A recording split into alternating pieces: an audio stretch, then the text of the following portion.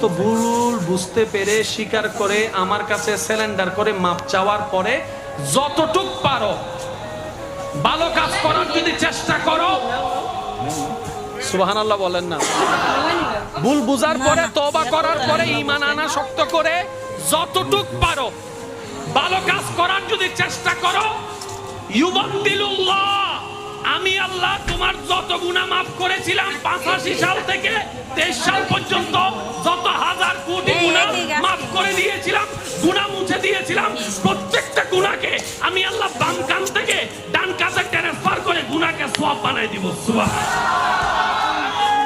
যেতে হবে রবের দিকে, শয়তান টানতেছে নিজের দিকে। এই যে একটা শয়তানে টানতেছে, আপনি রবের দিকে যাচ্ছেন, এই যুদ্ধটা দেখতে রব বেশি খুশি হয়। আর একটু জোরে বলা যাবে সুবহানাল্লাহ।